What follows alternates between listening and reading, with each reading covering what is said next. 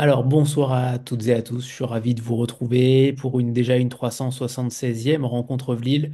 Et ce soir, donc, on a la chance de recevoir Laurent Guillaume pour Les Dames de guerre et son premier tome qui s'intitule Saigon, qui est publié donc aux éditions 10-18 et auparavant aux éditions Robert Laffont.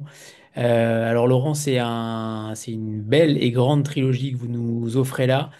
On va revenir un petit peu sur votre passé, puisque vous avez été capitaine de police, vous avez été consultant pour l'ONU, notamment dans la lutte contre la criminalité organisée, qui vous rend forcément légitime pour parler de tous ces romans-là.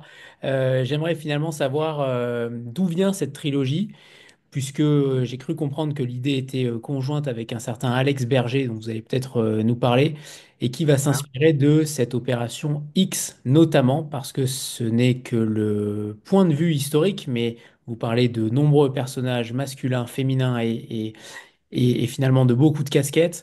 J'aimerais donc savoir d'où vient cette trilogie, cette envie de développer cette thématique sur finalement beaucoup de pages. Alors, en fait, je suis, en plus d'être romancier, j'écris aussi pour la télévision, pour le cinéma. Je suis actuellement en train d'écrire pour Omar Sy. Et donc ça fait quelques années que j'ai commencé à écrire parce qu'en fait, c'est quand même une activité qui est plus rentable que celle de la simple littérature. Je sais pas si on peut dire simple. Et donc, j'ai commencé à écrire des séries. Et il y a de cela quelques années, en travaillant à l'époque pour l'ONU-DC, l'Office des Nations Unies contre la drogue et le crime, j'ai bossé sur les questions de liens en tant qu'analyste, sur les liens qu'il existe entre la guerre et le trafic de stupes. C'est une question qui m'a toujours intéressé. Et donc, j'ai commencé à faire des recherches et j'ai découvert une chose assez extraordinaire, c'est que le principe on va dire, financer les conflits par le trafic de stupéfiants, en fait, c'est pas les Américains comme je l'imaginais qu'ils l'ont inventé, ce sont les Français. Et c'était lié effectivement à un conflit qui était un conflit d'immédiate après-guerre et dans lequel en fait il y avait une grosse partie de la population française qui ne le comprenait pas, qui ne le soutenait pas. On est en pleine période de la décolonisation. Et pour les Français, ce qui est important, c'est d'arriver à écluser leur bon de de rationnement, d'arriver à retrouver une vie normale. Et ce qui les intéresse, à l'époque, c'est plus le prix de la baguette que d'aller se battre pour une colonie si lointaine. Et donc on a un peu laissé, le pouvoir politique a un peu laissé les soldats en plan, le corps expéditionnaire qui avait été envoyé là-bas pour lutter contre le Viet Minh d'Ho Chi Minh, et on l'a un peu abandonné en race campagne. Et qu'est-ce qui s'est passé? Eh ben, il se passe toujours ce qui se passe quand on laisse les policiers, les militaires se débrouiller, c'est que ben, ils se sont payés sur la bête et ils ont été impliqués dans un trafic qui était un trafic d'opium. Et en fonction des thèses d'un commandant, puis qui est devenu colonel, un lieutenant-colonel, qui s'appelait Trinquier, dont j'ai le livre juste derrière, qui explique en fait comment faire pour faire de la contre-guérilla. Donc j'ai découvert ça, je me suis dit c'est hyper intéressant. On est dans une période un peu complotiste, donc c'est d'autant plus intéressant que d'avoir pour une fois un complot qui était réel. Je trouvais ça plutôt intéressant à raconter. Et dans un premier temps, mon idée, ça a été de réaliser une série, d'écrire une série télévisée. Alors en revanche, à l'époque, j'étais pas encore très expérimenté en matière d'écriture de scénario, et j'ignorais à quel point c'était compliqué de monter une série en costume, comme on dit, en fait, c'est-à-dire qui est une série qui est, comment dire, qui est historique. Et donc, ça implique de travailler, de se déplacer, c'est-à-dire d'envoyer des équipes à l'étranger. Enfin bref, c'était très compliqué à réaliser. Et j'ai une copine qui est la présidente de la Ligue des scénaristes qui m'a dit, je vais te présenter quelqu'un qui s'appelle Alex Berger, qui est le producteur du Bureau des légendes, et parlez-en. Et on commence à discuter, et lui me parle d'un personnage extraordinaire qu'on voit apparaître dans mon roman au tout début et à la toute fin, qui est le personnage d'une princesse Shan en Birmanie, qui est probablement la créatrice, c'est elle qui a initié et développé le triangle d'or. Donc en gros, on a décidé de lier nos deux envies, raconter le sort de cette jeune femme incroyable, qui était une princesse, mais qui se baladait comme un cow-boy américain à cheval avec des flingues, qui était lesbienne, qui est tombée amoureuse de Starlet de la télévision birmane, qui a piqué la plupart des copines de ses frères. Voilà, ça un être assez extraordinaire, donc j'ai commencé à travailler dessus.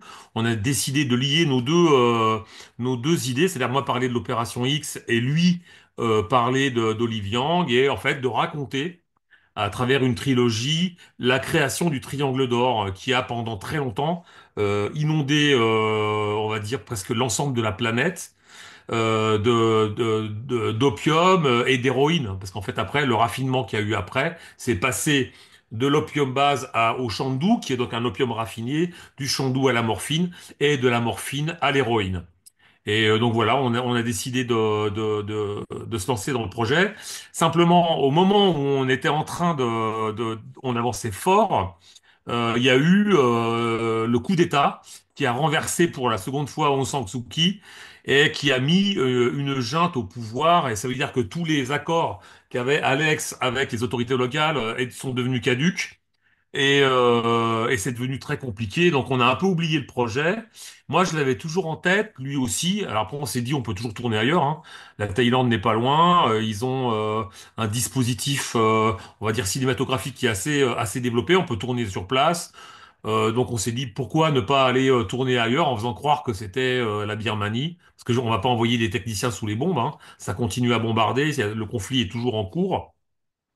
Et voilà, et on s'est dit pourquoi pas. Et moi, je lui ai dit, écoute, moi, j'ai surtout envie de l'écrire sous forme de roman, parce qu'en fait, le vrai exercice qui me plaît, c'est l'écriture, la littérature. Il m'a dit, OK, écris le roman et après on l'adaptera. Donc voilà, je me suis lancé, j'ai attaqué les Dames de guerre, donc Saigon qui est le tome 1, et je suis en train d'écrire Tycoon qui est la suite, sachant que j'ai pris un gros retard parce qu'on a eu un problème juridique. Et donc j'espérais une sortie pour avant on va dire mai-juin, mais là j'ai à peine commencé d'écrire, donc à mon avis, ce sera plutôt fin d'année qu'on aura la suite des aventures d'Elizabeth Cole, journaliste à Life Magazine. Voilà, pardon Anthony, j'ai peut-être été un peu long. Non, non, pas du tout. C'était en effet au contraire beaucoup plus détaillé qu'on pourrait penser. En effet, on se demandait à la fin du livre, finalement, quand est-ce qu'allait arriver le deuxième tome. Donc on sait à présent. Ce sera probablement fin de l'année, oui. Voilà, très bien, très bien. J'aimerais qu'on parle dès le début de cette opération X. Et j'aimerais qu'on parle également de cette mixité entre la réalité historique et votre travail de romancier. Comment vous avez réussi à équilibrer les deux? Parce que ce livre et cette trilogie risquent d'être vraiment fourmillantes. On apprend beaucoup de choses de manière historique. C'est une guerre qu'on connaît finalement très peu en France, malgré le fait qu'il y a des acteurs français. On la connaît beaucoup moins bien que la guerre, que les événements d'Algérie ou que la Première ou la Seconde Guerre mondiale. Les romanciers écrivent peu finalement aujourd'hui dessus. Il y a eu une grande période en effet où ils ont écrit et puis finalement après ça s'est estompé. J'aimerais vraiment savoir comment vous avez travaillé ces deux matières, puisque la matière historique, on le voit avec la bibliographie à la fin, est dense, extrêmement dense. Comment vous arrivez à manier cet équilibre-là? Alors c'est un exercice. En fait, c'est presque du travail d'enquête. C'est assez rigolo. En fait, depuis que j'écris du roman historique, parce que j'en ai écrit un aussi auparavant qui s'appelait Un coin de ciel brûlait et qui raconte un conflit oublié qui est. J'aime bien les guerres oubliées. En fait, c'est ce qu'a fait aussi Olivier Norac dans son incroyable roman Les guerriers de l'hiver. En fait, ce que je fais, c'est que j'ai une vague idée de ce que je veux raconter et de où je veux aller. Et après, je rentre en phase de documentation et cette phase de documentation, presque à chaque fois, m'offre des opportunités d'écriture. C'est-à-dire que, en fait, j'ai des idées, elles valent ce qu'elles valent, mais souvent l'histoire réel, parce que là, donc, le travail de documentation, et encore, j'ai pas cité tous les livres que j'ai lus et les endroits où je suis allé, parce que on est allé même se renseigner auprès de Alex avait embauché un de mes copains qui est archiviste paléographe pour aller travailler sur les archives du SDEC, donc de la DGSE de maintenant. Et donc voilà, donc on se retrouve avec quelque chose qui peut même être un peu sclérosant parce qu'on se retrouve avec une masse de données assez énorme, dont parfois j'oublie. Donc en fait, mon boulot, ça consiste à prendre des notes en me disant ça, je l'ai vu dans tel bouquin, page tant, pour pouvoir me éviter de me perdre. Et il y a un moment, il faut arriver à oublier sa documentation parce qu'autrement, c'est une activité qui devient vite sclérosant. Moi, mon idée, quand j'écris du roman historique, c'est mon troisième en fait, j'en avais écrit un il y a très longtemps qui se passe dans la Rome antique. Mon idée, c'est en fait c'est un peu ce que disait Graham Greene, c'est j'écris une histoire et non pas un morceau de l'histoire. Et ça, c'est super important. C'est-à-dire que si je dois faire le choix entre la véracité historique et mon récit, je choisis mon récit. C'est-à-dire que je suis pas historien, même si l'histoire m'a toujours passionné. Mon boulot à moi, c'est de raconter des histoires sympas, belles, qui vous emmènent, qui vous prennent par la main, qui vous emmènent très loin. Qu'est-ce qu'il y a de plus dépaysant que Saigon dans les années 50? Hein, où c'était une ville qui fourmillait d'espions, de trafiquants de drogue, de trafiquants d'armes, d'assassins, de sectes guerrières. Donc ça, c'est quelque chose pour moi qui est hyper intéressant à raconter. Et si je peux rester dans le strict cadre de la véracité historique, oui, là, ça m'intéresse. Du coup, la phase de documentation, elle prend son sens à ce moment-là. Et puis, si jamais l'histoire n'est pas, comment dirais-je, n'est pas conciliante, et comme par exemple, ça a commencé dans le roman, je voulais mettre en scène à tout prix Robert Capa. Et Robert Capa n'était pas très coopératif parce qu'il est mort en 54 et moi j'avais besoin qu'il meure en 53. Je fais ce que j'appelle un pas de côté. C'est marrant parce que je viens d'avoir une discussion avec un auteur qui a dont je tairai le nom parce qu'en fait je veux pas, il veut pas qu'on sache qu'il écrit un roman historique. Mais j'ai eu cette discussion vendredi avec un bon pote à moi qui est un très grand romancier et qui est en train d'écrire son premier roman historique et il m'a dit comment je fais parce que là ça m'arrange pas et je lui dis t'écris un roman. Donc t'écris pas un livre d'histoire. Donc si ça peut, donc fais des pas de côté. C'est-à-dire voilà, moi mon pas de côté, ça a été d'écrire plutôt que d'écrire Robert Capa, c'est d'écrire Robert Kovacs, qui est un nom hongrois comme Robert Capa l'était, et on reconnaît tous les traits de Robert Capa par le fait qu'il a participé au débarquement, qu'il a été l'amant de Gerda Taro et qu'il a été l'ami des grands auteurs comme Steinbeck et d'autres, et Hemingway. Par une mine. Voilà, exactement. Ouais, ouais. Et donc, j'ai décidé de le décaler légèrement pour que on le reconnaisse sans qu'on puisse m'opposer l'argument de la véracité historique. Sachant que quand vous allez dans un salon littéraire, dans un salon du livre, vous avez en permanence, moi ça j'appelle ça le casse-couille du salon. Vous en avez un ou deux par salon. C'est le gars qui débarque et qui vous dit, comme ça a été le cas pour mon premier roman, Mako, qui me dit, ouais, j'ai lu votre bouquin là. En fait, il y a une erreur, page 124 dans votre roman. La scène coule pas dans le bon sens. Et là, en fait, il y a des professionnels de ça. Et en fait, je suis assez fier. Et quand je commets une erreur, ça me rend malade. Et du coup, j'ai rien trouvé d'autre à lui opposer que de lui dire, la scène coule dans le sens que je veux. Et finalement, c'est vrai. C'est que je suis romancier. Mon boulot, c'est d'être libre. Donc, j'ai envie de lui dire, fuck off, quoi. Je fais ce que je veux avec mes histoires. Et toi, si ça te plaît pas, ben, ne les lis pas. Et si ça te plaît, lis-les. Donc là, malgré tout, maintenant que j'ai un peu plus de métier, que j'en suis à mon 12e roman, j'essaye de m'épargner les casse-couilles de salon. Parce qu'en plus, il peut m'arriver d'être un peu soupe au lait et de devenir désagréable. Donc je m'évite ça, c'est pas bon pour mon karma. Et donc j'essaye d'être aussi proche de la vérité que possible. Sachant que quand je l'ai écrit, donc j'ai un copain qui s'appelle Michel Goya, que peut-être vous connaissez parce qu'il est régulièrement, il est ancien colonel des troupes de marine, donc des troupes qui étaient avant les troupes coloniales, qui est historien. et qui est un spécialiste de cette période. Donc avant de faire éditer par mon incroyable éditrice Camille Racine le roman, je l'ai quand même fait relire par deux ou trois historiens. Et il y a quand même une connerie dedans. Donc c'est quelque chose ça m'a rendu malade. J'ai un pote pareil qui est historien avec qui j'ai travaillé quand j'étais aux affaires étrangères. Il me dit, ah, il y a quand même une petite connerie. Et je lui dis, bah non, c'est pas possible. Je veux dire, tout le monde.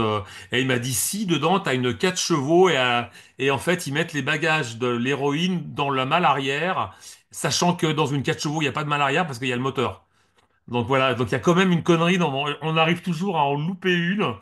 Et donc bon, ça m'a pas empêché de dormir parce qu'il y avait que lui pour le voir, mais quand même il y a une petite connerie. Donc voilà, mon boulot à moi, c'est pas de raconter un morceau de l'histoire, c'est de raconter une histoire.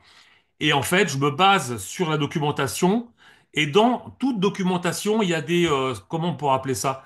Il y a des interstices dans lesquels on n'a pas d'éléments. Et moi, mon taf, ça consiste à me glisser là-dedans pour arriver à raconter un récit. Et honnêtement, dans l'affaire de l'opération X et de l'histoire d'Olive Young, l'histoire a été beaucoup plus forte que moi. C'est-à-dire qu'il y a plein de choses que je raconte dedans, mais qui sont de l'absolue réalité historique, comme par exemple le fait que les Français ont confié la police aux pires voyous de tous les temps. Je parle pas des ministres de l'Intérieur de maintenant, hein, même si ça ressemble un peu.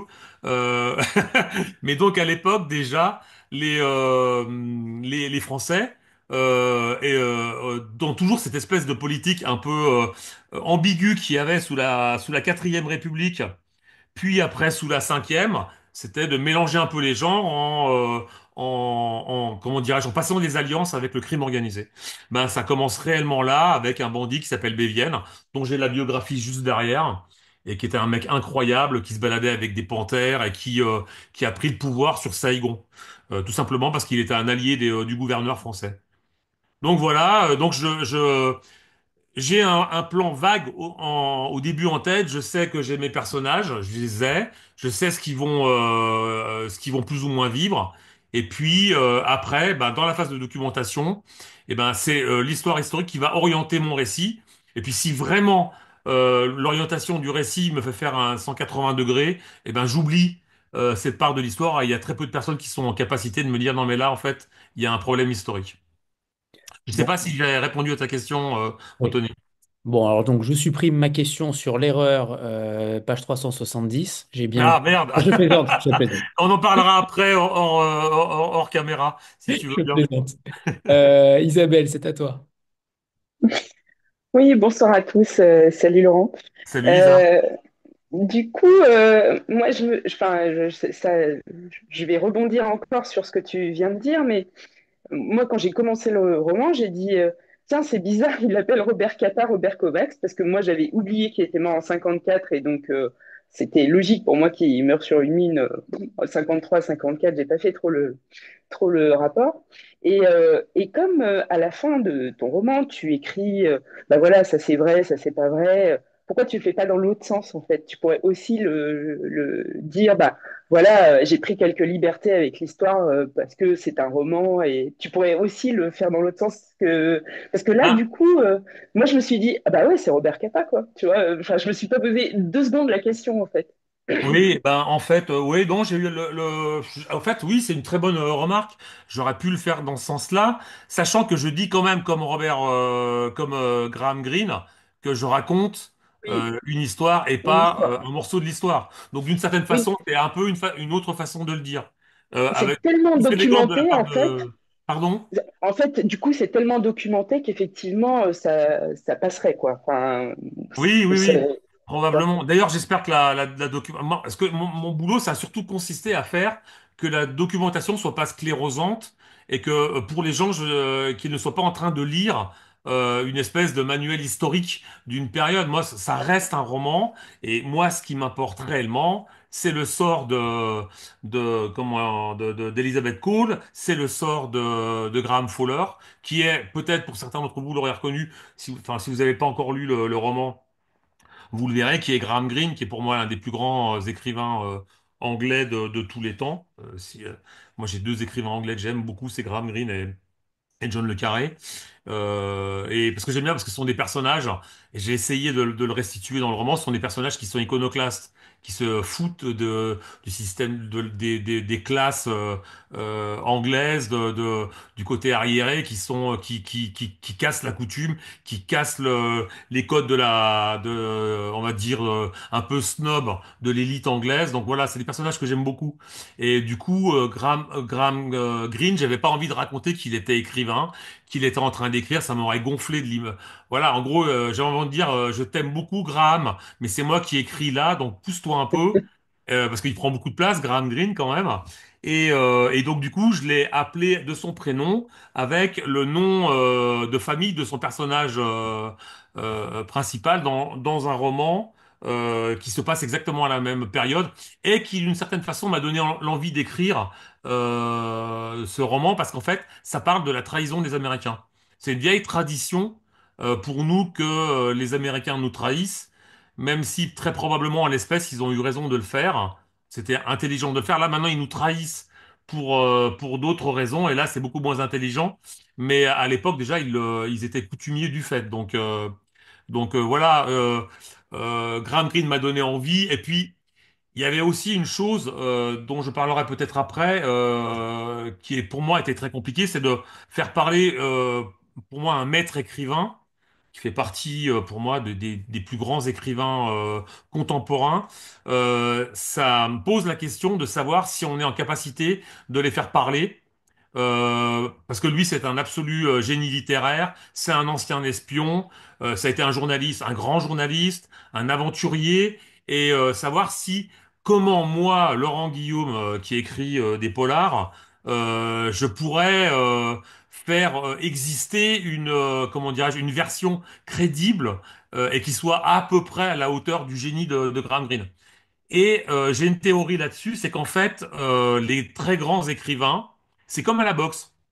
Moi, j'étais prof de boxe pendant des années avec des jeunes. Quand on boxe avec quelqu'un qui vous est très supérieur techniquement, il vous emmène vers lui. C'est-à-dire qu'en fait, vous ne boxerez jamais aussi bien qu'avec un boxeur qui est meilleur que vous.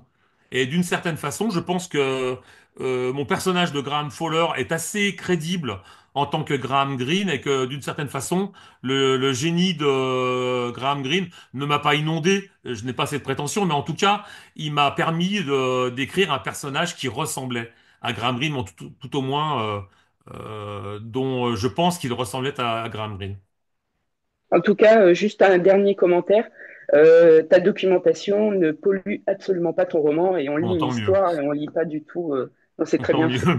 C'était le truc qui m'inquiétait un peu, quoi. En gros, il faut pas qu'on sente derrière c'est une chose c'est pour ça que je fais gaffe aussi de pas avoir d'envolée littéraire, même si parfois j'ai des envies de style, mais en fait, je fais partie des gens qui pensent que l'auteur doit s'effacer. En tout cas, dans le roman, l'auteur doit s'effacer derrière son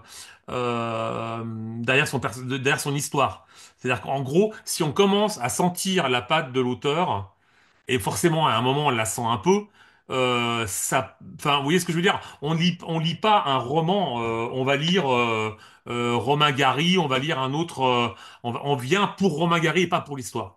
Et déjà moi j'ai pas comment dirais-je, le succès de Romain Gary, mais je veux pas faire du Laurent Guillaume. Je sais pas si je m'explique. Souvent, on voit, par exemple, quand on voit Michael Connelly pendant des années, j'ai trouvé ses romans, alors que j'étais un fan absolu, j'ai trouvé que ses romans étaient devenus insupportables parce que, en fait, il faisait du Michael Connelly. Il y a rien de pire qu'un romancier qui se regarde écrire et qui écrit comme il écrit habituellement parce qu'en fait c'est sa patte. Et ça, je trouve ça insupportable. Donc moi j'aime bien les auteurs qui écrivent un bouquin dans un genre, qui écrivent complètement différemment. Par exemple, les mecs qui écrivent du behaviorisme, c'est-à-dire des personnages pour lesquels on ne voit que les actes et dont on n'est jamais dans la tête, et qui en fait se cantonnent à ce style en permanence, moi ça me gonfle. Parce que je sais ce que je vais trouver. Je sais déjà quand je vais, par exemple, c'est un peu le cas de James Ellroy. J'ai adoré James Ellroy pendant longtemps et là maintenant, James Ellroy fait du James Ellroy. et il devient presque une caricature de lui-même. Donc moi, ça me fatigue. Alors j'espère qu'il y a personne de Rivage dans le dans, dans la réunion, mais je trouve que les romans d'Elroy sont devenus chiants. J'ai trouvé que les romans de Connelly sont devenus chiants dernièrement. Alors ça redevient pas mal. Il y a qu'un mec qui jamais ne m'a déçu, c'est Stephen King. Je trouve enfin, il y a deux, trois romans qui sont moins beaux que les autres, mais pour moi, Stephen King, c'est un absolu génie, malgré les regards un peu ironiques de certains intellectuels. Voilà, c'est le seul mec qui me déçoit jamais. Au bout d'un moment, c'est presque une espèce de manie chez les romanciers, c'est en permanence d'écrire ce qu'ils écrivaient avant. Et moi, j'aime bien faire un truc différent. Alors là, pour le coup, je suis en train d'écrire la suite, donc je suis pas vraiment dans un univers différent. Mais mon roman qui viendra après la trilogie sera complètement différent. Et ça rejoint ce que j'avais envie de dire aussi, Laurent, c'est qu'on a l'impression qu'aujourd'hui, le roman d'espionnage n'est pas forcément en vogue. On a l'impression qu'il y a eu une certaine époque, en période de guerre froide notamment, beaucoup de succès pour ces romans-là. Aujourd'hui, il y a finalement très peu de figures de proue de ces romans. On pense à Ludlum, on pense à même Patterson, même si c'est dans un autre style, mais on pense à beaucoup d'auteurs, comme vous le dites, qui font un petit peu la même chose pendant des années. Est-ce que vous voulez vous inscrire dans une nouvelle mouvance ou une nouvelle forme de roman? Ah, vous êtes beaucoup plus qu'un écrivain de romans noirs ou de romans de polar, à mon sens. Vous mettez en lien quand même beaucoup de thématiques, à la fois l'histoire, mais aussi les sociétés, puisque il y a beaucoup de connivence avec notre monde actuel. Vous avez parlé tout à l'heure du gaullisme qui embauchait notamment des malfrats. Corse dans certaines affaires. Vous parlez également du pouvoir de la guerre. Et là, je vais citer votre épigraphe, qui n'est pas de vous, mais qui est de Joseph Kessel, et qui fait forcément penser aussi à ce qui se passe de nos jours. Et je cite Joseph Kessel, mon ami Joseph, il n'y a rien qui plaise autant, même aux plus bourgeois des peuples, que les spectacles des guerres et des violences. Tout est très contemporain chez vous et dans tout ce que vous mettez en avant. J'aurais voulu savoir si vous êtes finalement le dernier des Mohicans aujourd'hui. J'ai l'impression que c'est un petit peu le cas. Non, non, non, il y en a. Alors, il y en a d'autres. Il y en a d'autres, mais enfin, il y a une espèce de renouveau malgré tout, hein, du roman d'espionnage. Je pense que le roman, en gros, vous avez décrit moi les deux types de romans que j'aime le plus, c'est le roman noir et le roman d'espionnage. J'adore les romans d'espionnage, j'adore les romans historiques, enfin bref, en gros, j'adore lire. Mais fondamentalement, moi, ce que j'aime écrire c'est du roman noir. Mes premiers romans qui pouvaient passer pour des procéduraux, ça racontait quelque chose de la société, ça racontait quelque chose de la vie dans les quartiers. Quand j'écris sur l'Afrique, j'ai envie de dire que l'intrigue, le mort, le machin, ce n'est jamais qu'un prétexte pour raconter un endroit, des personnages qu'on aime, quoi. Et d'une certaine façon, le roman noir, c'est le roman du malaise social. Il suffit pour cela de lire Goodies. Moi, je suis un absolu fan de Goodies et d'ailleurs même il y a cela quelques années, Folio m'a fait une grande joie en me demandant d'écrire euh, une espèce de prologue sur Goodies sur un roman qui s'appelle Vendredi 13, Black Friday c'est le vrai Black Friday, hein, pas la merde capitaliste à la con nous sert depuis des années maintenant. Donc j'ai écrit ce préambule à ce roman magnifique. Donc le roman noir, si le roman noir est un peu le malaise exprime et donc est acheté souvent dans ces périodes de guerre froide ou de tension, pardon, si c'est écrit dans les périodes de tension sociale et sociétale, le roman historique, lui, c'est plutôt un roman qui exprime le malaise géopolitique. Et je pense qu'avec ce qu'on est en train de vivre à l'heure actuelle, on va avoir un renouveau du roman d'espionnage. Parce que, en fait, on va dire, quand l'un monte, l'autre descend. Parce que quand les enjeux sociétaux sont dominés par les enjeux, par le stress que génèrent les crises géopolitiques, eh ben, on va vers l'un ou vers l'autre. Et alors en France, on n'est pas nombreux à en faire. Robert Ludlum, ça fait longtemps qu'il en fait plus vraiment. Puis alors, autant j'aimais Robert Ludlum par le passé, autant maintenant ça m'emmerde aussi. Il y a quand même beaucoup de, je vais bientôt avoir 60 ans, donc je peux en parler, mais il y a quand même une forme de naufrage. Je me rends compte que les écrivains qui écrivent depuis très longtemps, il y a un moment, ça devient compliqué d'arriver à se renouveler. Et puis, ben, en France, vous avez des gars qui écrivent des très beaux romans d'espionnage ou un peu de ce type de littérature de genre, comme vous avez Vincent Crouzet, qui a une très belle plume. Je dis pas ça parce qu'en fait, c'est pas une remarque corporate parce qu'on est dans la même maison, mais c'est quelqu'un voilà qui a un vrai talent, avec qui je suis ami et qui comme moi a beaucoup baroudé, a beaucoup travaillé en Afrique et dans d'autres pays, et donc on a une espèce de comme ça de vieille amitié et de d'anciens du gaz. Et ces romans, en plus, sont remarquablement bien écrits. C'est-à-dire que c'est vraiment une belle plume. Donc voilà, il y a quelques, voilà, et si je dois le devenir, moi, ça me ferait chier parce que fondamentalement, ce que je veux, c'est faire ce que j'ai envie, quand j'ai envie, et j'ai pas envie d'avoir une étiquette. Donc c'est sûr que je vais réécrire du roman historique, mais entre-temps, peut-être que je vais écrire un roman, une comédie, peut-être que je vais écrire un roman d'horreur. Voilà, j'ai envie de ne jamais être dans un foutu bocal. Ce que moi je veux, c'est faire des choses. Alors pardon, messieurs dames, mais des choses qui me fassent bander. C'est-à-dire qu'en gros, moi, mon seul moteur à l'écriture, c'est d'écrire une histoire qui me porte, parce qu'autrement, comme je suis quelqu'un d'excessivement fainéant, je reporte au lendemain, et puis au surlendemain, jusqu'à être dos au mur, et quand je suis dos au mur, comme disait un de mes potes, je recule encore. Là, il faut que j'ai l'envie pour écrire. Et donc, honnêtement, sur la suite des Dames de guerre, j'ai eu un peu j'ai connu un moment qui a été un peu compliqué, et là, l'envie est revenue, et là, j'ai un vrai plaisir à l'écrire. Donc, je n'y vais pas en traînant les savates. Là, j'y vais vraiment avec une grande joie. Donc oui, je vais continuer à écrire du roman historique, mais j'écrirai aussi des polars d'une facture plus classique. Et par exemple, j'aime l'Écosse. Je suis un vrai amoureux de l'Écosse. Et ben, un de mes romans se passera en Écosse. En revanche, mes personnages ne seront pas écossais. Parce qu'il n'y a rien au monde qui me gonfle plus que les gens qui écrivent des séries avec des serial killers et avec des enquêteurs qui sont des enquêteurs anglais ou américains et qui font partie du FBI et qui sont profilers. Ça m'intéresse pas du tout. Je vais écrire un Français en Écosse. Là, ça me fait marrer. Très bien. Alors, Super j'aimerais... bavard, Anthony, hein, je suis désolé. Oh, il n'y a pas de souci, on m'avait prévenu. C'est de notoriété publique, en fait. C'est ça.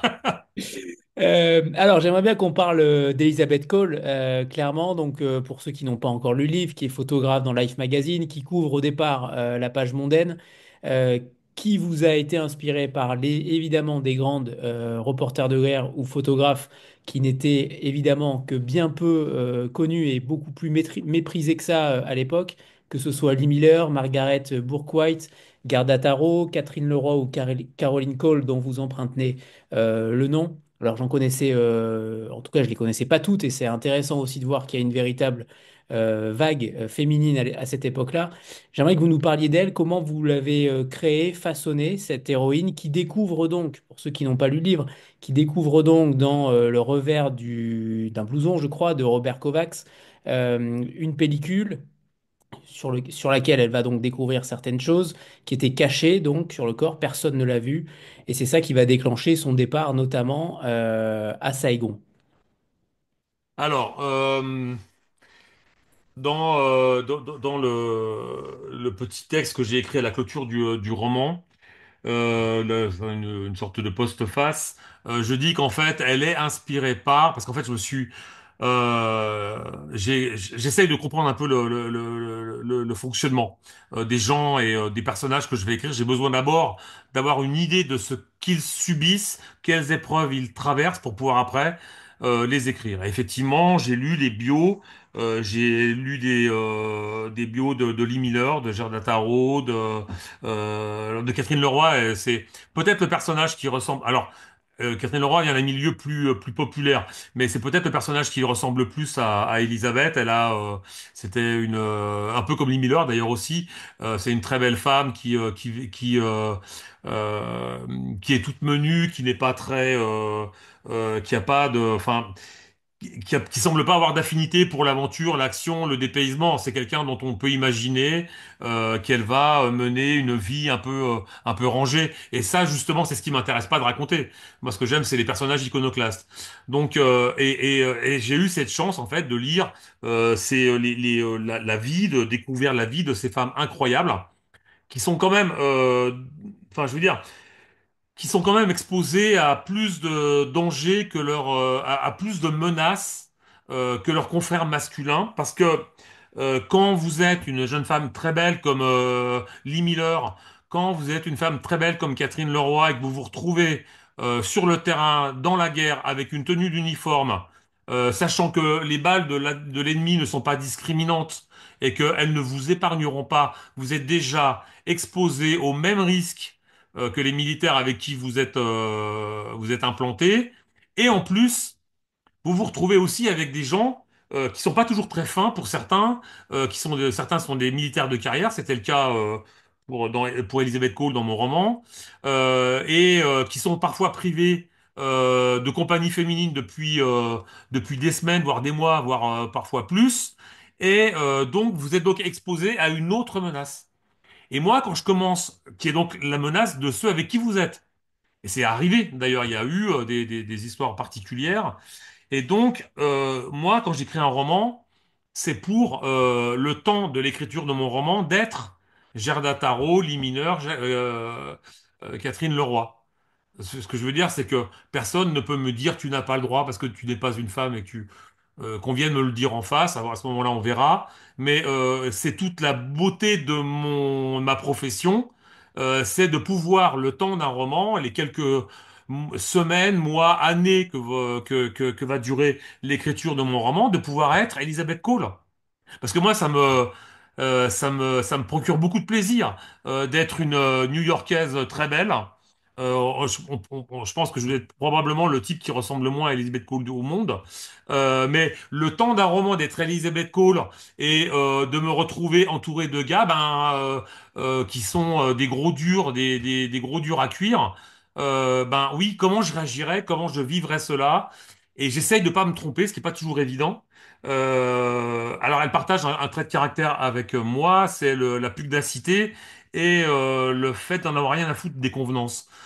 Donc, elle prend un peu de moi quand même, même si moi je prends aussi d'elle. Et là, je me pose des questions. Je me dis, comment fait Lee Miller quand elle est sur le terrain, quand elle a ses règles? Comment elle fait quand elle est sur le terrain et qu'elle a besoin d'aller faire pipi et qu'elle est entourée de gros velus? C'est toutes ces questions-là, je me les pose. Et du coup, dans mon roman, je les aborde sans pour autant, parce que c'est pas le sujet du roman, mais en fait, dans mon roman, elle pisse deux fois. Elle pisse une fois quand elle est dans l'Upper East Side new-yorkais à Manhattan, où elle pisse dans le marbre. Et le coup d'après, elle se retrouve perdue au milieu des hauts plateaux du Laos. Et là, elle sait pas où elle doit aller aux toilettes. Elle se rend compte qu'elle va partager des toilettes au fond d'un jardin, c'est la cabane au fond du jardin. Et pour elle, ça pose un vrai problème et que ses besoins vont servir à alimenter les plantes du capitaine Brémond. Donc ça, ces questions-là, ce que je veux dire, c'est que j'ai pas envie d'écrire un roman dans lequel je vais être Elizabeth Cole, mais une Elizabeth Cole qui est que belle, que manucurée, qui va pas aux toilettes, parce que les princesses, ça fait pas pipi, ça fait pas caca. Non, j'ai envie d'une vraie princesse, moi. Moi, mon Elizabeth Cole, elle existe. Elle a des problèmes qu'ont les vrais êtres humains, et en particulier les problèmes qu'ont de vraies femmes entourées de types qui sont pas toujours très recommandables. Et d'ailleurs, c'est la seule à vouloir partir. À Saigon, tout le monde se tait comment dire, au sein même du siège Oui, oui, oui, de la de rédaction, Life, de la rédaction de Life oui, à la Magazine. réunion de rédaction. Oui, oui, en fait, le truc, c'est qu'en fait, Robert Capa, il est revenu en plusieurs fois. Donc, il est rentré aux États-Unis en plusieurs sacs. Donc, forcément, quand on est sur le point de partir et que son prédécesseur est en plusieurs morceaux, ça incite les gens à réfléchir sur le destin, la vie, qu'est-ce que j'ai envie de manger demain, est-ce que je mangerai demain?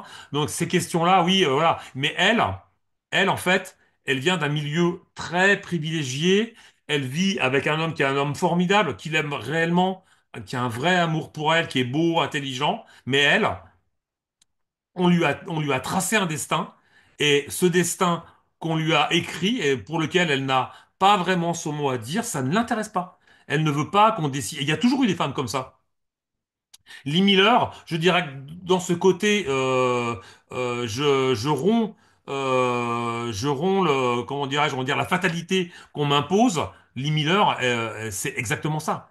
Lee Miller, c'est une femme incroyable avec ses souffrances parce qu'elle a vécu des trucs terribles quand elle était quand elle était enfant avec son père parce que déjà, hein, enfin ça a toujours duré. Hein, pour tous les mecs qui sont en train de dire c'était mieux avant, non, c'était pas mieux avant. Donc elle a vécu des choses épouvantables quand elle était petite fille. Son père était photographe, il la prenait en photo toute nue. Enfin, il s'est passé des choses épouvantables. Et cette femme, en fait, elle s'est forgée sur ses souffrances et en fait, elle a subi des hommes dans le début de sa vie, et elle a décidé de plus jamais les subir. C'est-à-dire en gros, de faire ce qu'elle voulait. Donc elle est devenue, elle était très belle, donc elle est devenue mannequin. Mais en fait, mannequin, au bout d'un moment, elle s'est rendue compte que ça l'amenait pas à grand-chose, donc elle est devenue photographe. Et elle n'est pas devenue, c'était pas une mannequin qui prenait des photos, c'était une photographe qui avait fait du mannequinat auparavant, mais c'était une vraie photographe parce que je vous invite à voir ces clichés, ils sont sublimes. Donc cette femme, voilà, elle a décidé. Après, elle est devenue la muse. Elle était libre sexuellement. Elle prenait les amants qu'elle voulait, comme le faisaient les hommes à l'époque. Simplement, les femmes, elles, n'avaient pas le droit. Donc elle a décidé en permanence de péter tous les codes. Et mon Elizabeth Cole fait ça aussi. C'est-à-dire qu'en gros, et malgré, parce qu'en fait, il n'y a rien de plus sclérosant. Je peux vous en parler. Moi, je me suis marié 2 fois par convention. C'est-à-dire que tout le monde nous mettait la pression pour qu'on se marie et donc au bout d'un moment et ça a été les pires lâchetés de ma vie quoi parce qu'en fait j'avais pas envie de me marier et mais elle décide malgré tout le poids social et sociétal qui pèse sur elle, elle décide d'avoir plus de courage que moi et elle envoie tout bouler. Donc c'est pour ça que moi je j'ai un vrai et je suis un peu amoureux d'Elizabeth Cole parce que je trouve que c'est une femme absolument géniale, mais comme l'était Gerda Taro, comme l'était Catherine Leroy. Ce sont des femmes incroyables et beaucoup plus courageuses que la plupart des hommes que j'ai pu croiser parce que je suis allé dans des endroits où très peu de gens vont parce que c'est interdit par les affaires diplomatiques françaises, les affaires étrangères. Et honnêtement, ça m'a demandé probablement moins de courage que pour Elizabeth Cole de tout planquer, de tout plaquer et s'en aller et sortir de la vie qu'on lui avait bâtie. Donc c'est des femmes, en fait, sont des femmes de courage. C'est pour ça que je les aime vraiment. Et je trouve que vous faites aussi un très bel hommage à ce métier-là, à ce métier de reporter de guerre, notamment sur cette page 39. Elle, c'était les visages qu'elle aimait, capturer un bout d'âme dans un regard, une histoire dans une cicatrice, un drame dans une ride profonde. L'histoire des gens est gravée dans leur corps. Que ce soit à travers Elisabeth Cole ou Robert Kovacs, Robert Capa, peu importe, je trouve que vous mettez en avant aussi cette faculté à prendre les instants en photographie, dans ces instants de guerre, dans ces instants tumultueux. Est-ce qu'il y a un lien aussi avec vous-même? Est-ce que vous êtes photographe? Est-ce qu'il y a, je trouve que vous mettez des mots extrêmement sensibles sur ce métier-là et sur la photo. Je me suis demandé si vous étiez aussi photographe, si vous aimiez Alors, euh, je cicatrice. l'ai été pendant longtemps. C'est-à-dire que quand j'étais gamin, mon père est photographe. Et donc mon père il a encore ses bacs, il travaille encore à l'argentique. Et j'ai toujours d'ailleurs, il doit être quelque part par là, un vieux Zeiss que j'ai utilisé pendant très longtemps. Et puis la vie passant, le fait que j'avais un métier très prenant, le fait que je voyage beaucoup, en fait j'ai perdu un peu ça. Mais en fait pour moi faire de la photo, c'est pas utiliser ça. Et puis voilà, enfin ce que je veux dire, ça c'est voler des pixels. Le photographe en fait, ce qui fait la différence entre un photographe et un gars qui vole des pixels avec ça, c'est qu'à un moment il capte quelque chose. Il capte, mais voler l'âme, ça peut être voler l'âme d'un paysage. C'est-à-dire, c'est voler, c'est quand la vérité apparaît. C'est pour ça que je suis pas un fanat d'Artus Bertrand. Je trouve que ces photos sont magnifiques, mais elles ne montrent rien. Et c'est une des raisons pour lesquelles, alors, je pense que ça nous a coûté un partenariat avec Magnum. C'est qu'en fait, moi, je suis pas un fan de Robert Capa. Je n'aime pas Robert Capa parce que déjà, pour moi, il faisait du marketing et que la plupart de ses photos étaient gonflées. Qu'on sait maintenant qu'il a piqué des clichés à Gerda Taro après qu'elle soit passée sous un char. Et que voilà, donc je suis pas un gros fan de Robert Capa, qui était ce qu'il était, qui était un homme à femme, qui cultivait, qui avait un plan de carrière. Et moi, ça, j'ai un peu du mal avec. Parce que je trouve que la sincérité dans ces affaires de journalisme et en particulier de photoreportage, elle est plus souvent mieux représentée par les femmes que par les hommes. Il y a un cliché de Lee Miller qui est incroyable, qui est pour moi un truc qui me tord le ventre à chaque fois que je le vois. C'est le cliché dans lequel on voit une femme tondue et qui est entourée par une foule éruptante de connards comment on appelle ça, de justiciers, on va dire après le conflit, les gens qui arrivent après la guerre. Et quand elle fait cette photo où on voit tout le désespoir, tout le fait que comment dirais-je? On va dire, la destruction morale de cette femme en lui coupant les cheveux. Il y a dans ce cliché de Lee Miller, il y a 1000 fois plus de choses que dans le cliché, le pseudo-cliché du républicain espagnol qui est mort fauché par une balle de la droite des nationalistes espagnols. Donc en plus, sachant que cette photo, elle est truquée. Donc tout ça fait que je trouve qu'il y a. Alors je suis pas un féministe. Je tiens à le préciser, c'est-à-dire que j'ai pas voulu écrire un livre féministe, mais pour moi, dans les reporters de guerre, et j'en ai croisé parce que quand j'étais à Bamako, j'ai croisé des reporters de guerre femmes qui allaient dans des zones très compliquées, et dont une d'ailleurs qui a été assassinée à Gao. Je l'ai croisée à 2 reprises. En fait, ces femmes-là, il y a peut-être plus que chez les hommes qui plus ont des plans de carrière, il y a une espèce de vraie sincérité, une vraie déontologie dans leurs clichés. Et ça transparaît dans le. C'est pareil, les clichés de Catherine Leroy sont incroyables, quoi. Ils sont magnifiques. Et quand on voit les soldats blessés, la manière dont sont traités les Viet Cong, parce que sur la deuxième guerre du Vietnam, on appelle plus ça les Viet Minh, on appelle ça les Viet Cong. Tout ça transparaît dans les photos et c'est l'humanité et c'est la quintessence de l'humanité qui sort des photos dans ce qu'elle a de pire et dans ce qu'elle a de plus belle. C'est-à-dire que les moments de guerre, c'est des moments d'humanité exacerbés. C'est-à-dire que le meilleur peut devenir le pire et le pire peut révéler le meilleur. C'est pour ça que moi j'ai un vrai, j'aime beaucoup, j'ai plusieurs livres justement qui traitent de ça. J'en ai un qui est magnifique, qui est en fait le catalogue de l'exposition Woman War Photographers, qui est magnifique. Euh, et euh, dedans, il y a des clichés, et les femmes sont meilleures que les hommes pour faire des clichés de guerre. Ils sont juste incroyables, quoi. Donc c'est pour ça que je voulais que mon personnage soit féminin. C'était pas une sorte de marketing machin. C'est qu'en fait, je me rends compte que le temps passant, que j'aime mieux écrire les femmes. C'est-à-dire, on a plusieurs personnages dans mon roman, dont il y a le personnage d'Elisabeth, de Brémond et d'autres. Le personnage d'Elisabeth, je pense que c'est probablement le plus complexe et le plus intéressant à traiter. C'est ces personnages-là que j'ai envie d'écrire. Je sais pas si ça répond à ta question, Tony, mais Il répond, ça y répond. Isabelle, c'est à toi. Ouais, si je peux me permettre, tu as peut-être raison pour Robert Capa et sur les mises en scène, les trucages des photos et tout. Mais Limila, elle l'a fait aussi, elle a mis complètement en scène certaines. Alors, pas le cliché dont tu parles là, sur la femme tondue. Moi, un des clichés d'elle qui m'a énormément marqué, c'est quand elle monte dans le wagon où il y a ouais. des morts. Et enfin, celui-ci, il est terrifiant aussi. Et son point de vue est absolument enfin, super intéressant. Mais elle s'est aussi mise en scène, notamment quand Dans elle la se... salle de bain d'Adolf Hitler Ah, à Munich. par Mais exemple, là, ouais. c'est pas triché. Pardon, mais elle est dans le cadre. Et la photo a été prise par son collègue. Elle est dans le cadre. Je sais pas si vous connaissez cette photo qui est incroyable, où elle est à Munich.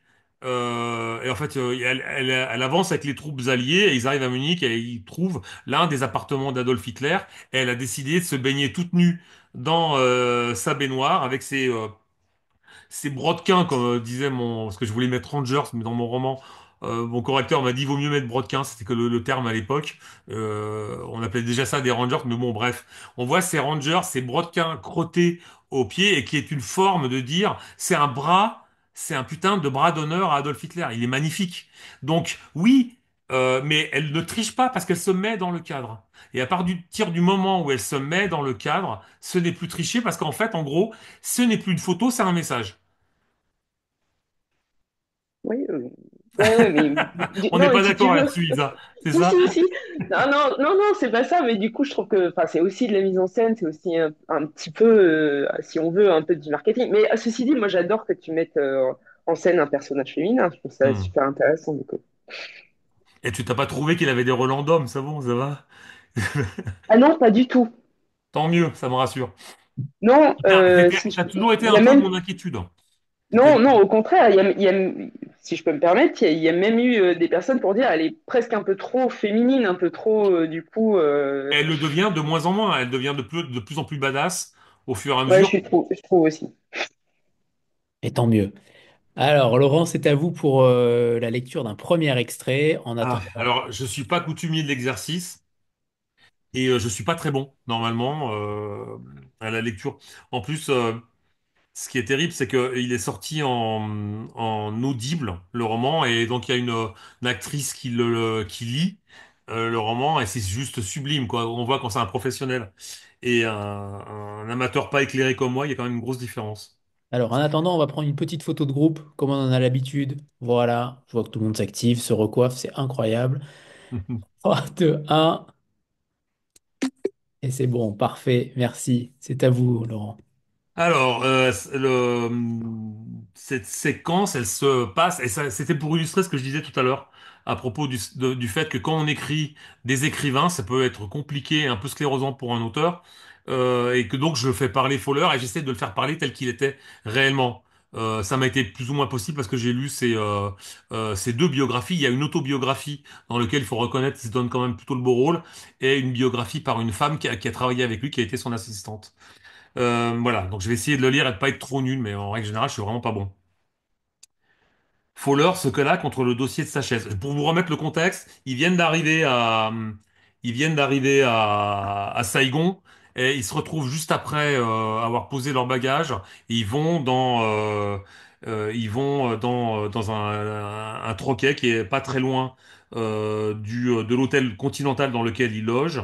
Et ils se donnent rendez-vous là-bas pour échanger.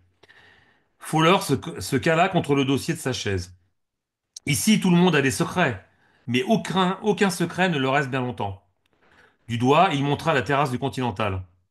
Le Continental, par exemple, c'est un vrai nid d'espions, les moustaches comme les appellent les Français. Il y en a partout.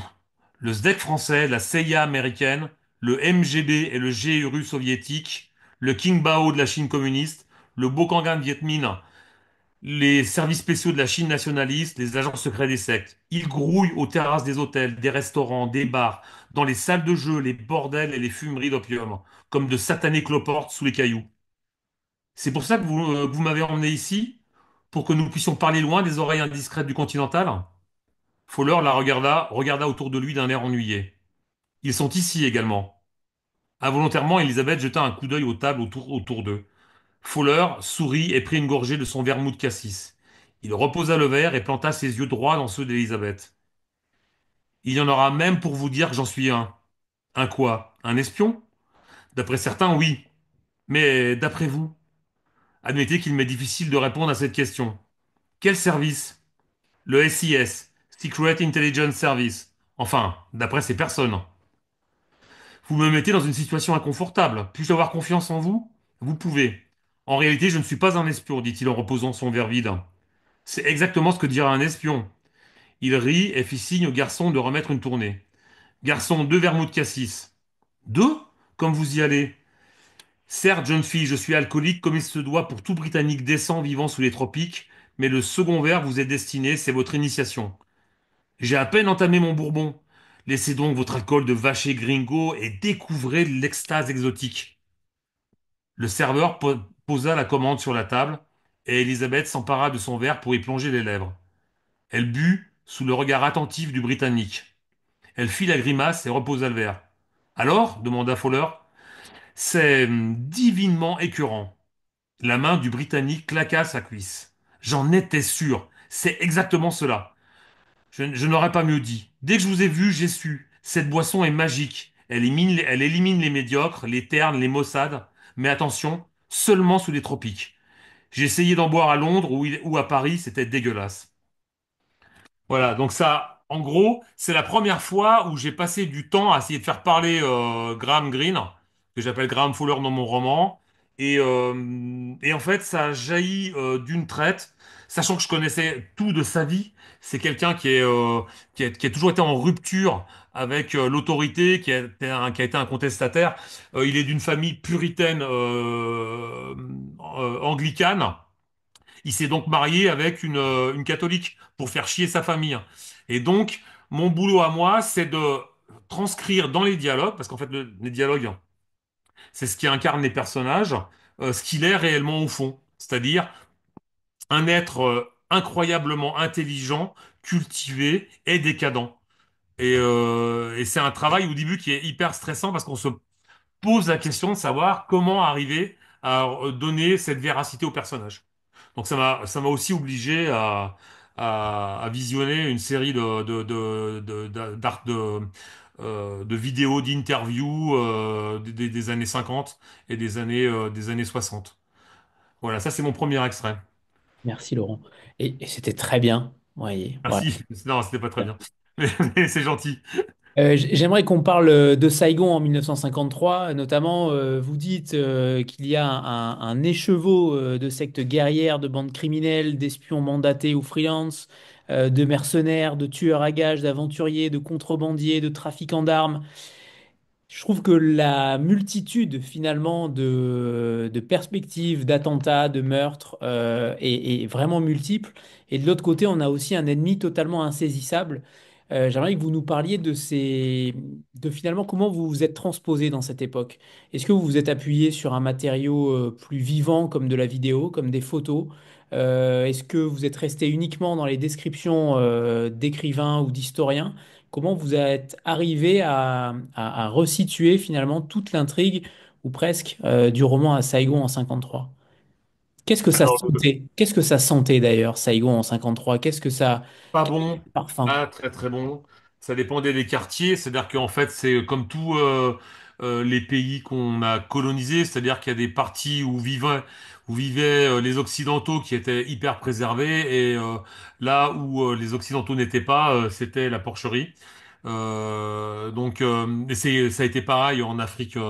En Afrique de l'Ouest où j'ai travaillé, où il y a encore des résidus de la colonisation. Je suis pas un homme de gauche, hein. Je suis pas féministe et je suis pas un homme de gauche, mais il y a une espèce de petite ritournelle qui me gonfle depuis quelques années. D'ailleurs les mêmes gars hein, qui critiquent les journalistes. Ce sont ceux qui vont essayer on va dire, de magnifier la colonisation en essayant de nous expliquer que la colonisation, ça avait du bon. Ce à quoi je réponds en permanence, oui, oui, oui, ça avait du bon, mais pour le colonisateur. Parce que pour le colonisé, ça n'avait pas de bon. Les colonisés n'allaient pas sur des routes goudronnées parce qu'ils n'avaient pas de voiture. Ils n'allaient pas dans les écoles parce qu'en fait, leurs enfants étaient au champ pour éviter qu'ils ne meurent de faim et ils n'allaient pas à l'hôpital parce qu'ils voyaient des médecins traditionnels. Donc tout ça me fatigue depuis quelques années. C'est les mêmes mecs qui vous expliquent que c'était bien la colonisation, qui vous expliquent aussi que les journalistes sont très méchants, qui sont tous corrompus et ce sont des sales gauchistes. Donc tout ça me fatigue un peu. Et pour ceux qui me connaissent, parce que pour la plupart des gens, ils ne verront pas la critique que je peux avoir de ce système, mais à chaque fois que je peux me payer un peu on va dire, sur le dos de ceux qui considèrent que la colonisation c'était bien, je m'emploie à essayer de démontrer non, ce n'était pas bien. On a un personnage qui pour moi est très important dans le roman, qui s'appelle Yann, et qui survit au bord de l'arroyo chinois avec un enfant malade et qui est taxi girl pour survivre, quoi, et qui va être prise parce que d'une certaine façon, c'est un être pur, même si elle peut avoir son petit machiavélisme de survie. C'est un être relativement pur, mais en fait, elle devient un enjeu parce qu'elle devient un outil dans la main des factions qui s'affrontent. Donc non, la colonisation, c'est de la merde, il faut quand même le savoir. Et l'impérialisme, c'est de la merde aussi. Et si je peux, dans mon roman, montrer que oui, parce que par exemple, il y a un film qui s'appelle Indochine, je crois que c'est Régis Varnier. Je n'aime pas, ce film est très beau au demeurant, hein, c'est un très grand réalisateur, Régis Varnier, mais le film Indochine avec Catherine Deneuve, si je me trompe pas, en fait, il donne une vision presque un peu idéalisée et un peu romantique de la colonisation. Mais la colonisation, c'est de la prédation. C'est que ça. C'est-à-dire que l'excuse morale d'apporter la lumière à une bande de bougnoules, comme on disait à l'époque, ou de niakoué, comme on disait à l'époque, en fait, c'est qu'une méga excuse pour prélever les richesses d'un pays. Donc oui, dans mon roman, j'avais envie de montrer le Saïgon riche, incarné par Elisabeth, qui ne va que dans le quartier de la rue Catinat, qui est donc l'hypercentre de Saïgon. Et puis on a le destin de Lien, de la taxi girl, qui se retrouve reléguée sur les berges de l'Arroyo, au milieu de gens pauvres. Dans le roman, je sais pas si tu te souviens, Anthony, mais il y a une partie, si vous vous souvenez, Anthony, il y a une partie qui se passe dans un hôtel chinois à Cholon. Et là, on voit ce que c'est un hôtel chinois, où les gens pissent dans les couloirs parce qu'il y a des rigoles qu'on utilise pour uriner. Il n'y a pas d'urinoir, donc on pisse dans les couloirs. Tout est voilà, tout était à l'envi. Donc il y a si je veux montrer Saïgon tel qu'il était réellement, eh ben je vais essayer de dire la vérité. Et pour cela, pour répondre à votre question plus précisément, j'ai vu des vidéos, j'ai vu des photos, mais surtout j'ai lu. Parce qu'en fait, il n'y a rien de mieux qu'un écrivain pour faire jaillir, on va dire, la réalité de l'époque. Et parmi tous ceux que j'ai lus, il y en a un qui m'a définitivement scotché, que je ne connaissais pas, dont j'avais entendu parler, mais que je ne l'avais jamais lu auparavant. C'est un gars qui s'appelle Lucien Baudard, qui est un grand journaliste reporter et qui a écrit des bouquins magnifiques sur la guerre d'Indochine. Et j'ai eu cette chance incroyable, je crois que je les ai là-haut, ils sont d'époque en plus, et j'ai eu cette chance incroyable, c'est qu'en fait, il parle de la guerre d'Indochine, mais il passe plus de temps à raconter le pays qu'à montrer la guerre. Parce que, somme toute, la guerre ne m'intéresse pas. Le fait que des gens se tirent dessus pour des raisons la plupart du temps imbéciles, ou de... J'ai envie de dire, la seule guerre qui était valide, c'était celle des Vietnamiens, parce que c'était normal qu'ils entreprennent de reconquérir leur pays. On n'avait rien à foutre là-bas. Mais c'est donc une guerre inique dans laquelle tout le monde sait qu'elle n'a aucun sens et qu'on n'a rien à faire là-bas. Et, euh, et, et, euh, et d'une certaine façon, j'avais pas envie de lire un gars qui allait me dire on avait raison, on avait une mission civilisatrice. La civilisation vietnamienne, elle est très ancienne. Elle a des, elle existait depuis plus de 3000 ans. Donc on n'avait absolument rien à foutre là-bas parce qu'au niveau civilisateur, on aurait plutôt eu des leçons à prendre qu'à donner. Et donc, je vais lire Lucien Baudard, qui lui-même connaît très bien la région parce que Lucien Baudard, il était fils d'un consul en Chine, dans le Yunnan, dans la Chine du Sud, et que donc il connaît parfaitement l'Asie du Sud-Est. Et j'en ai lu d'autres, hein. J'ai lu des bouquins qui ont été écrits à Cholon. Mais les vidéos, en fait, ça vous donne une image et ça peut vous aider dans les descriptions, mais ça m'apporte pas vraiment grand-chose. Les descriptions du grand monde, qui sont sublimes, dans les bouquins de Lucien Baudard, j'ai essayé d'être à peu près à la hauteur sans pour autant les plagier. Elles sont magnifiques dans le livre de Lucien Baudard, qui est, j'ai oublié je crois que c'est l'humiliation. Il y en a trois. C'est trois énormes pavés. Et en fait, dans l'écriture de Baudard, on voit tout l'amour qu'il a pour ce pays. Donc ça, c'est un truc que j'aurais pas dans une photo. Donc je préfère effectivement lire les livres des anciens que j'ai beaucoup aimés. Il y a Jacques Chancel aussi. On l'ignore, mais Jacques Chancel, il a travaillé pour l'armée à l'époque là-bas et il a écrit un bouquin magnifique sur Saïgon dans lequel il raconte ce qu'il a vécu. Donc il y a eu, j'ai cette chance-là, c'est qu'il y a eu, alors là dans le roman que j'écris à l'heure actuelle, il se passe en Birmanie et là on a beaucoup moins de sources et on a beaucoup moins de sources francophones, on a surtout des sources anglophones, ce qui m'oblige en permanence à lire en anglais, c'est un peu compliqué. Enfin, je lis bien en anglais, mais c'est beaucoup plus fatigant. Est-ce que vous n'avez pas peur justement que les romanciers avant vous aient aussi, entre guillemets, imaginé quelque chose de différent de la réalité? Tout à l'heure, vous disiez que vous faisiez aussi des pas de côté. Est-ce que vous n'avez pas la crainte que d'autres, comme Chancel et d'autres, aient pu aussi faire des pas de côté et travesti peut-être un petit peu la réalité indochinoise? Non, mais quand on écrit un roman, on ment en permanence. Et même quand, j'ai envie de dire que même quand on dit la vérité, on ment. Parce que c'est notre vérité. J'ai jamais la prétention. En gros, ce que je donne à voir, c'est ce que je pense avoir compris. Mais peut-être que je me trompe. En tout cas, en revanche, concernant Bodard, Chancel et compagnie, ce ne sont pas des romans, ce sont des livres qu'ils ont écrits.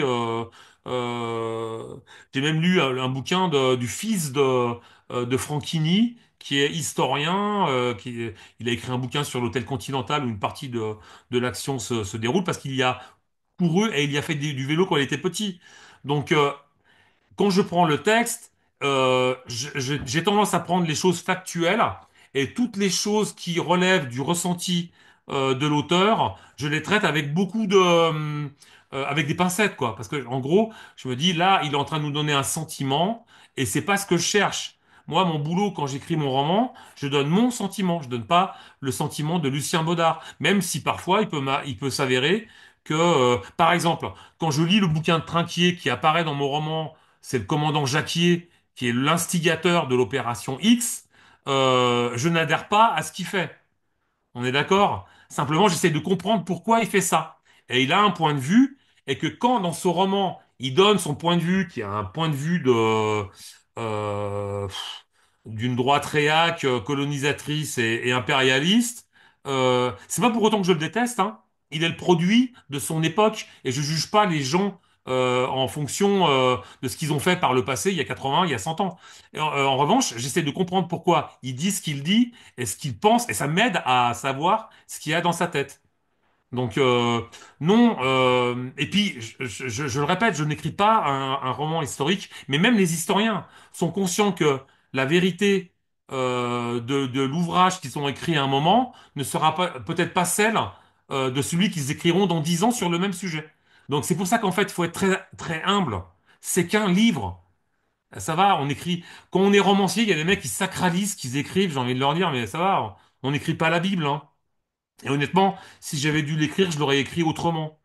Peut-être, j'espère plus. Alors, je suis peut-être en train de choquer des gens là, À la mais sulfateuse. je suis purement athée, donc ça me gonfle les gens qui croient. Non, c'est pas vrai. Autour de moi, tout le monde croit, mais je dois être un rare qui ne croit pas. Et donc, tout ce que je lis, et je peux lire des bouquins écrits par des croyants qui peuvent être des morceaux de bravoure littéraire, mais j'aurai toujours ce recul en me disant, c'est sa vision du monde, c'est pas la mienne. Moi, la mienne, c'est qu'il n'y a pas de Dieu. Voilà, et donc, mais je ne veux l'imposer à personne. Donc voilà, donc non, je n'ai pas le je n'ai pas le sentiment que en fait je dois en permanence me prémunir quand je lis du Kessel. Je sais que Kessel, il a écrit des merdes infâmes, on ne le sait pas, mais il a écrit des romans très mauvais. Et alors qu'il a écrit d'absolus chefs-d'œuvre. Mais en fait, quand Kessel écrit, parce qu'il est dans la mythologie gaulliste, c'est mauvais. L'Armée des Ombres, je sais pas, c'est probablement l'un des seules histoires dans lequel le film est bien meilleur que le roman. Le film avec Lino Ventura et Simone Signoret est sublime. Mais vous lisez le roman L'Armée des Ombres de Kessel, c'est à chier, quoi.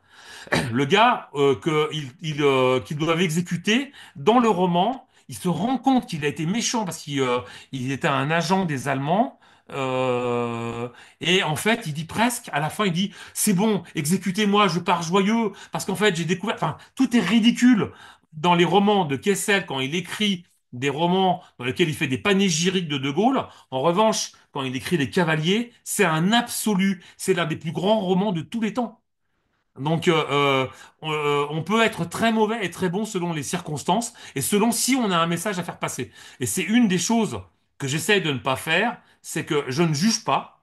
Je ne juge pas ni mes personnages, ni la situation. Je donne à voir ce que je crois avoir perçu.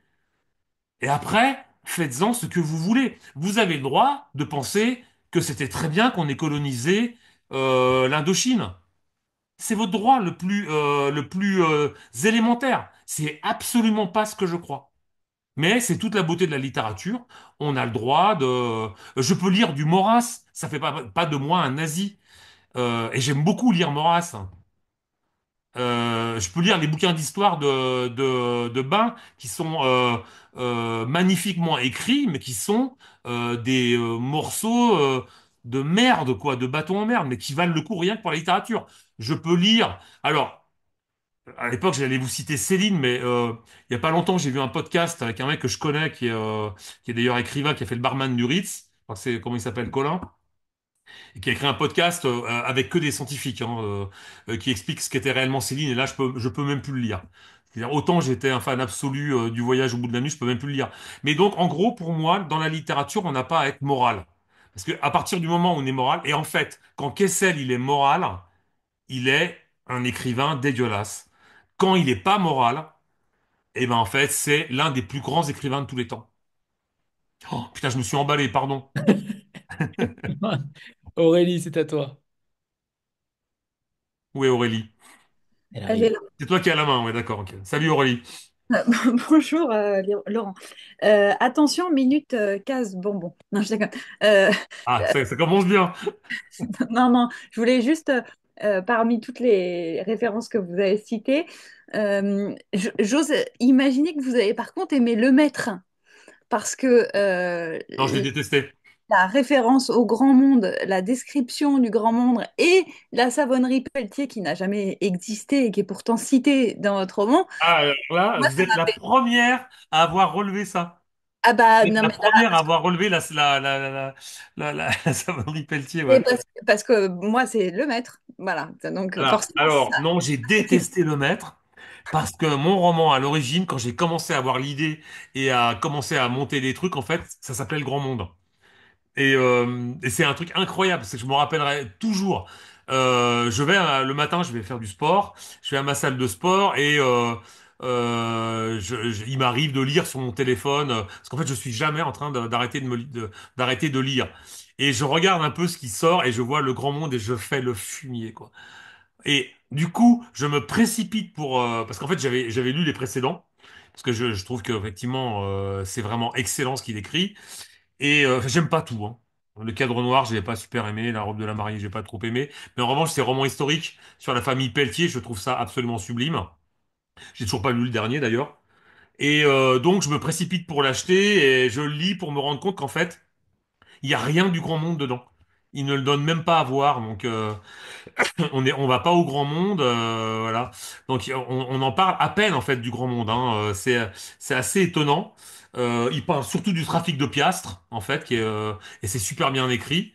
Voilà, mais je dois avouer que quand j'ai vu qu'en fait il avait sorti, et en plus ça a été un vrai coup au cœur parce que j'ai eu peur qu'ils viennent sur mes plates-bandes et qu'ils viennent écrire sur ce que j'avais l'intention d'écrire.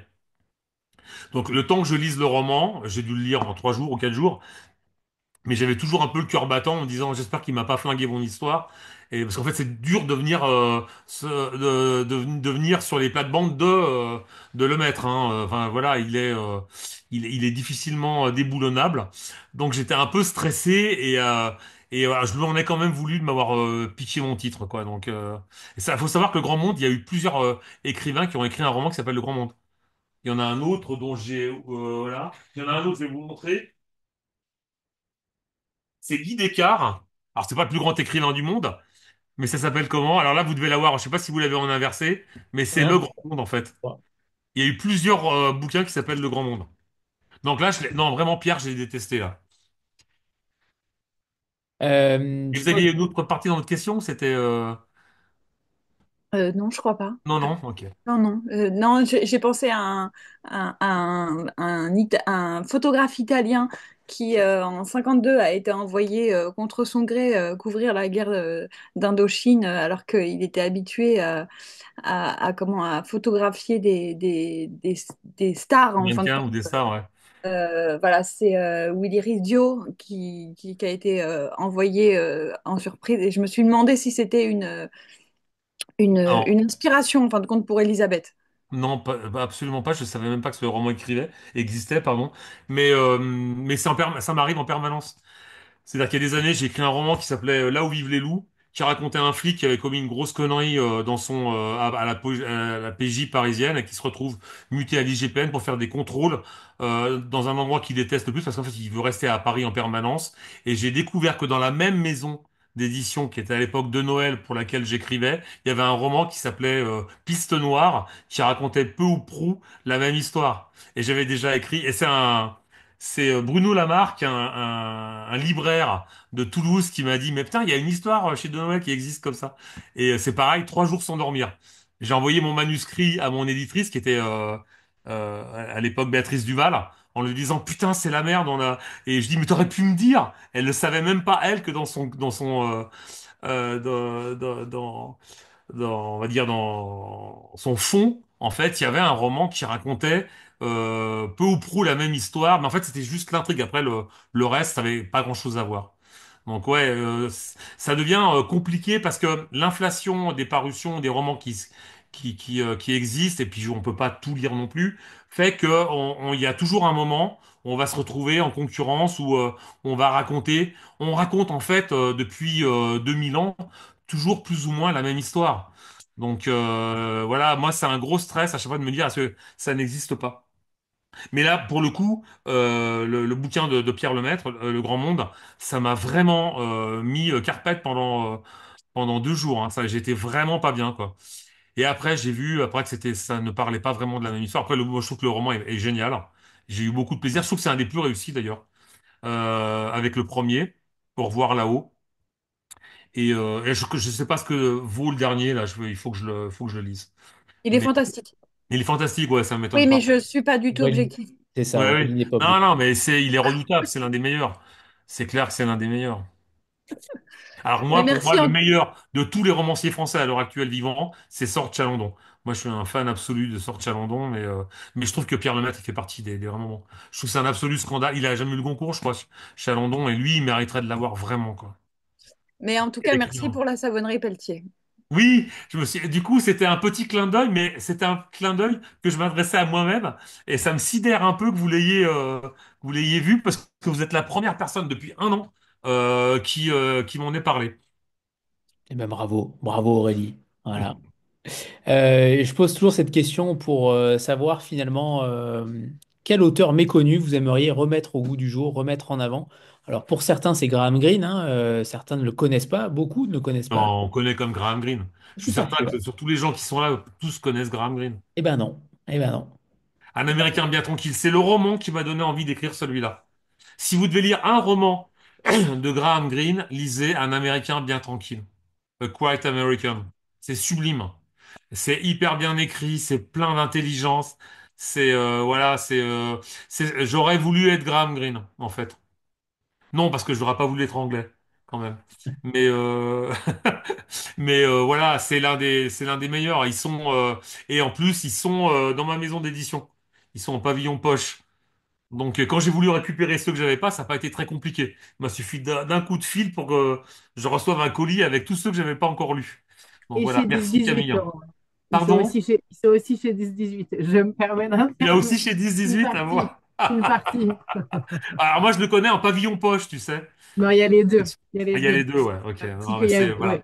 Mais 10-18 est une vraie maison de compétition, c'est les meilleurs dans le poche. Et je suis tellement fier d'en faire partie. Mais Ma on est très fiers que tu sois avec nous. souhaite. On se fera des bisous après. Voilà. Alors, revenons à la première question. Alors, La oui, tu question m'as demandé, initiale. Anthony, de choisir un roman Un d'un auteur ou un auteur roman oublié ou méconnu? méconnu. C'est ça. Alors, je sais pas. Alors, c'est inversé, non? C'est bon. Vous voyez dans le bon sens? C'est bon, oui.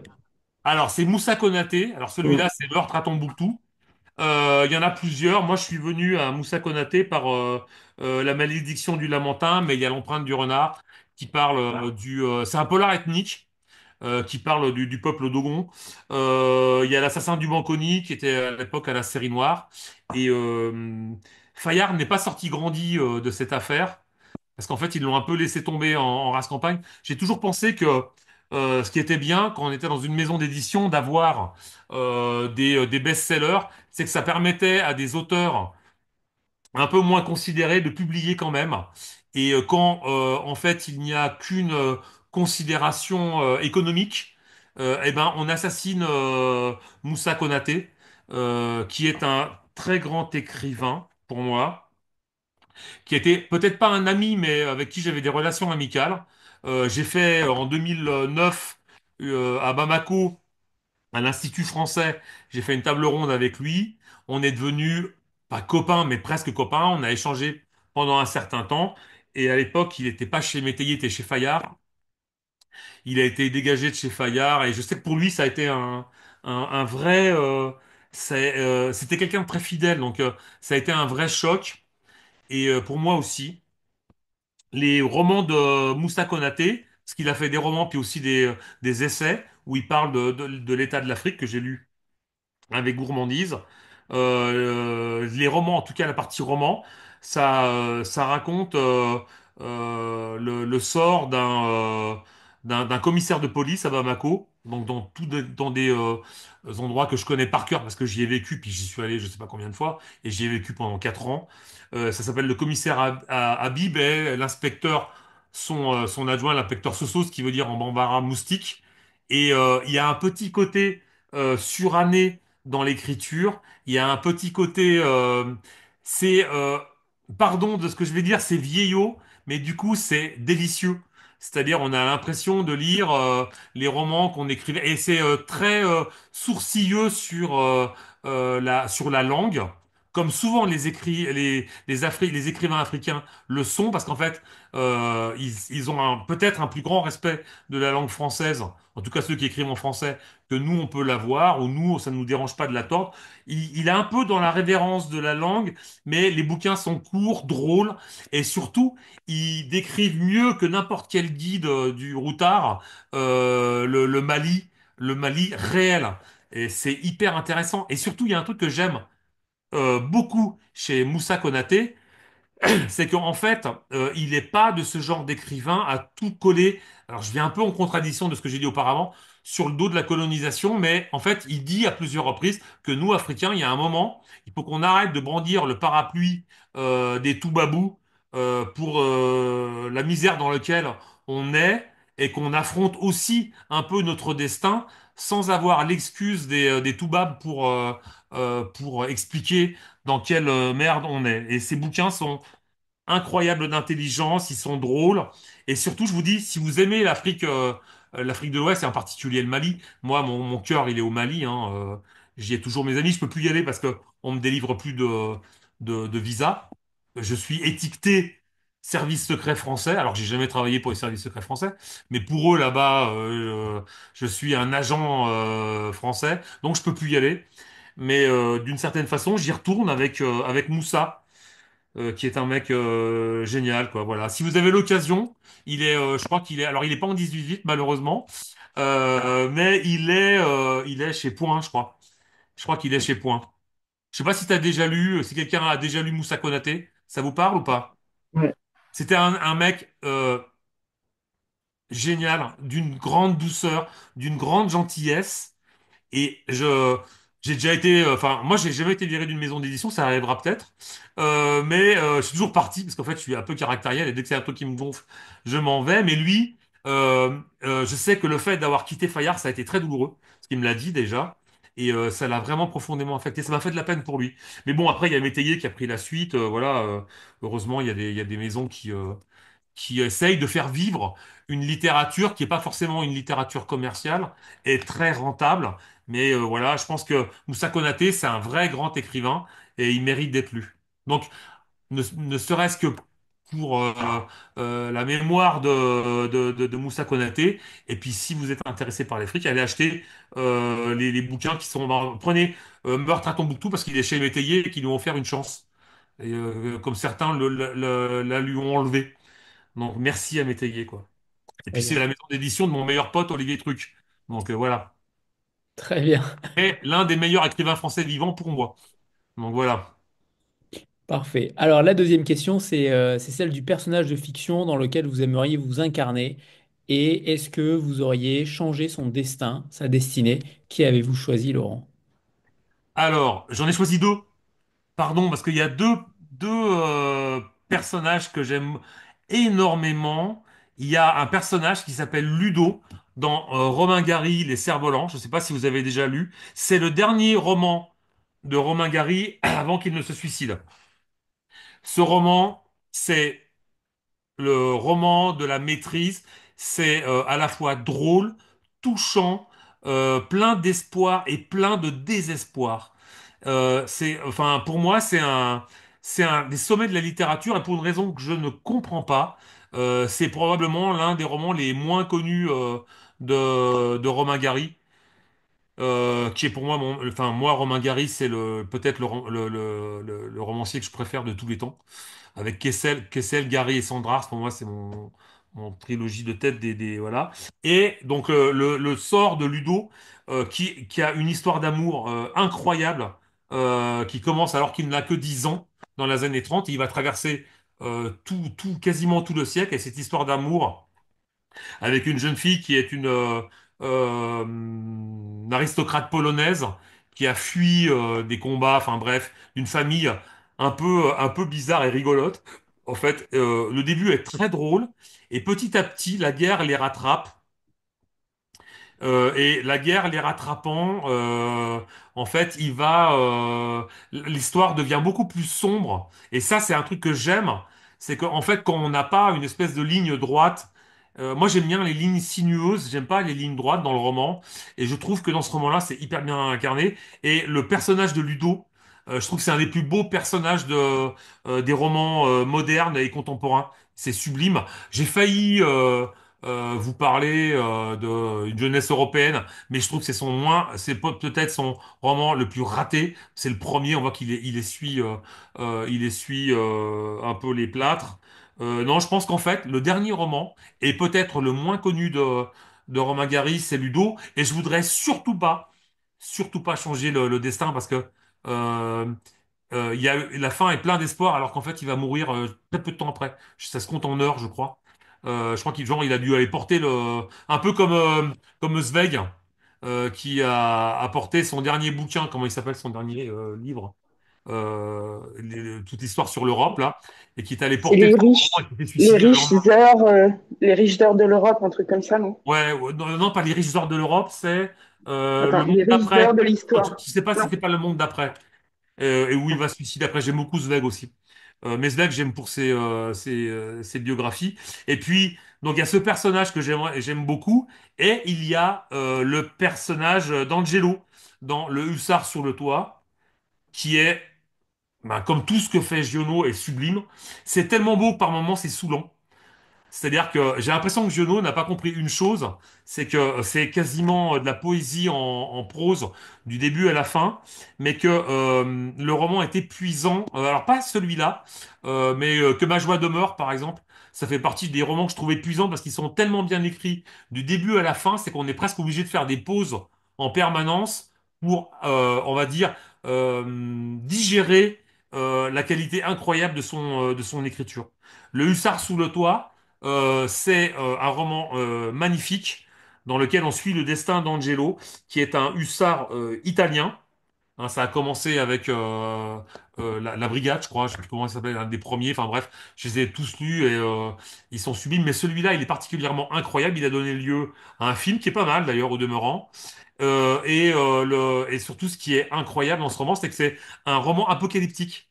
C'est-à-dire que il se balade, il connaît une histoire d'amour, il se balade dans on va dire le Midi, la Provence du 19e siècle, en 1830, et qu'il arrive à un moment où il y a une épidémie épouvantable de choléra, où des villages entiers sont dévastés, où il y a dans certains villages tout le monde est mort, et il arrive là-dedans, et pour se préserver, il va grimper sur les toits, je crois que c'est Aix-en-Provence, de la ville d'Aix, et sur les toits, il va rencontrer une jeune femme avec qui il va connaître une histoire d'amour.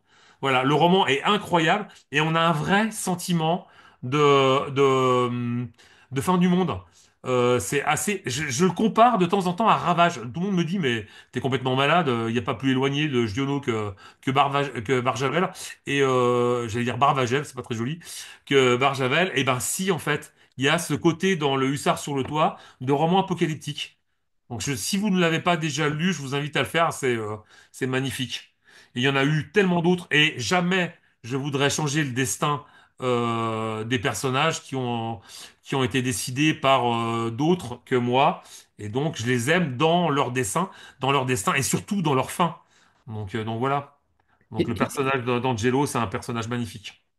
Est-ce qu'il y a d'ailleurs un personnage dont vous vous sentez extrêmement proche dans les Dames de guerre? Est-ce qu'il y en a un qui en tout cas rassemble certaines de vos idées, de vos caractéristiques? Est-ce qu'il... Ouais, je pense que je suis assez proche de Ferrari, D'accord. qui est en fait le méchant caché plus ou moins du roman et qui en fait, oui, pardon, j'ai un peu spoilé, mais bon, je pense que la plupart des gens l'ont lu déjà ou vu que vous avez sorti le bouquin. Et Ferrari, en fait, je l'aime beaucoup parce que, enfin, c'est pas le méchant, il est pas méchant du tout. C'est qu'en fait, pour moi, il incarne une problématique que j'ai longtemps vécue dans mon boulot de policier. C'est comment, pour un plus grand bien, on fait un mal. Et j'ai vu ça très souvent. C'est-à-dire qu'en fait, il pose la question de la dialectique du bien et du mal dans nos actions. C'est-à-dire, il y a les gens qui sont capables de faire le mal pour ce qu'ils pensent être un plus grand bien, et il y a les gens qui qui font le mal pour le mal. Et en fait, je trouve que les gens les plus inquiétants et les plus terrifiants, c'est ceux qui pensent faire le bien des gens en faisant des saloperies, en se disant, il va en résulter un plus grand bien, et il faut bien qu'on en passe par là. Et c'est un peu la rhétorique qu'on a de la droite réac de maintenant. C'est-à-dire, en gros, c'est les gens qui disent, on fait pas d'omelette sans casser des œufs. J'ai envie de leur dire, t'as qu'à être un œuf à un moment et on verra si tu penseras à la même chose. C'est-à-dire, en fait, c'est pour ça que j'aime beaucoup ce personnage, c'est qu'en fait, malgré tout, il pense faire le bien, mais en fait, il ne le fait pas, mais il a de l'honneur. Donc, pour moi, tous mes personnages, quels qu'ils soient, et c'est une des raisons pour lesquelles moi, j'ai tendance à avoir une vraie affection pour mes méchants, c'est qu'en fait, ils sont jamais aussi terrifiants que quand ils sont humains. C'est-à-dire que c'est une des raisons pour lesquelles je déteste Le silence des agneaux, je déteste les romans de serial killer parce qu'on nous donne à voir le mal absolu et donc sans nuance et donc pas terrifiant. Parce que moi, un mec qui fait une saloperie en se disant ça va être bien quand même, ça me fait beaucoup plus peur qu'un mec qui assume sa saloperie. Et donc c'est pour ça que j'ai été flic pendant des années. J'ai pas toujours été un flic très gentil. Et en vieillissant, euh, je me rends compte que si c'était à refaire, maintenant que j'arrive bientôt à 60 ans, je referais probablement les choses différemment et que je mettrais au cœur de ce que je dois faire tout le temps l'humanité et l'empathie plus que l'efficacité de mon travail. Donc voilà, et c'est une des raisons pour lesquelles oui, j'aime beaucoup le personnage de Ferrari. Et en plus, c'est fondamentalement un être bon mais qui fait à un moment des conneries, quoi, qui fait le mal à un moment. J'espère qu'Aurélie, tu n'es pas trop...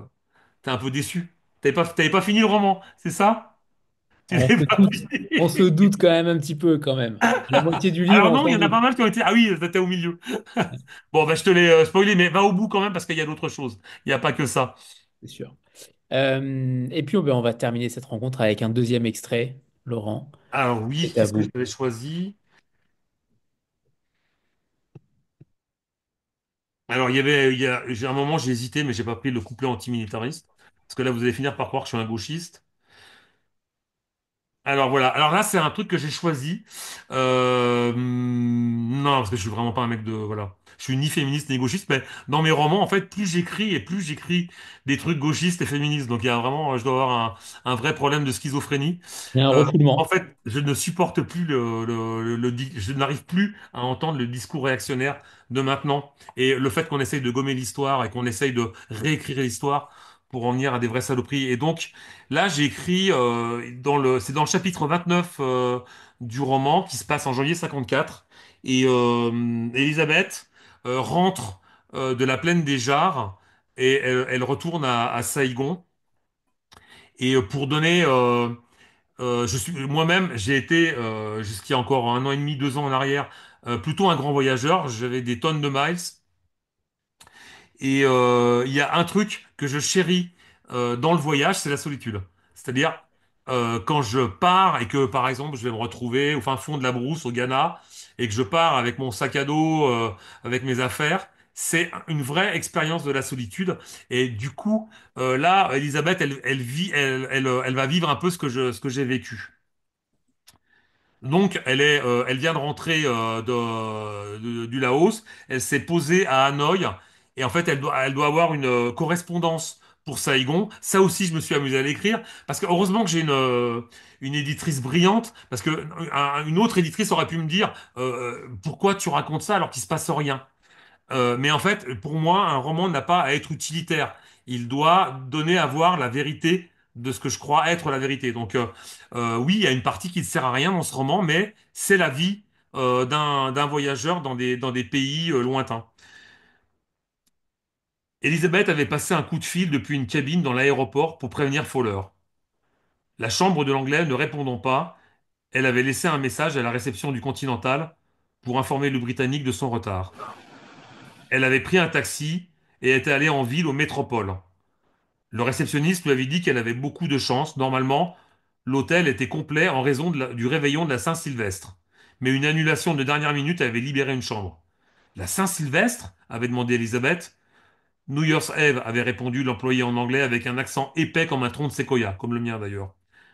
La jeune femme était abasourdie. Elle était complètement sortie du calendrier grégorien. Souhaitez-vous réserver une table pour le réveillon avait demandé le réceptionniste. Il en reste une. Elisabeth avait secoué la tête. Non, je vous remercie, je suis fatiguée et de toute façon, je n'ai rien à me mettre. Elle avait réalisé qu'elle portait toujours le blouson de Brémond, qu'Oua avait lavé après l'expédition contre les Viet Minh. Elle s'était regardée dans un miroir du hall. Elle avait failli ne pas reconnaître son reflet, celui d'une jeune femme au visage dur et fatigué, sans maquillage, les cheveux noués en queue de cheval, vêtue d'un battle dress, d'un blouson trop grand et d'une paire de brodequins crottés. Le contraste avec les femmes à l'élégance apprêtée qui entraient dans le restaurant du Métropole au bras de messieurs en costume ou en smoking était saisissant. Elle avait regardé le défilé des robes longues, des mousselines brodées, des velours, des tulles et des satins, d'un air absent. L'employé lui avait proposé de lui faire monter un repas de fête dans sa chambre, et la jeune femme avait accepté avec reconnaissance. Elle avait pris une douche, puis avait réveillonné en solitaire, la fenêtre ouverte vers l'ouest et les montagnes du Laos, un verre de champagne à la main, pendant qu'en bas résonnaient le chant et les rires des fêtards. Voilà, j'avais envie de raconter, en fait, quand on voyage beaucoup et qu'on va dans des pays très éloignés où on est loin des siens, parfois l'expérience peut durer, il m'est arrivé de partir pendant plusieurs mois, et forcément, nos familles nous manquent. On a la nostalgie ça peut venir très vite, la nostalgie, hein. Surtout qu'on est paumé au milieu de la brousse où il y a absolument rien. Et il y a quelque chose de délectable dans cette solitude. Et j'avais envie de raconter sa solitude à elle. Et c'était typiquement le genre de choses que je faisais. C'est-à-dire que quand j'étais dans les pays, j'étais invité par des ministres, des machins et compagnie. Et j'avais aucune envie, j'avais envie d'être seul dans ma chambre ou d'aller me boire un petit whisky au bord de la piscine sous les étoiles. Et j'avais envie de raconter ça elle commence à souffrir du syndrome du voyageur, et c'est un syndrome qui peut être un peu dur, mais en même temps qui est super agréable. On s'en repaît un peu. C'est comme la nostalgie. Merci infiniment, Laurent. Merci à Je vous vous. montre Les Dames de guerre, le premier tome de Saigon. Le prochain, donc, vous nous l'avez dit, ce sera pour fin d'année.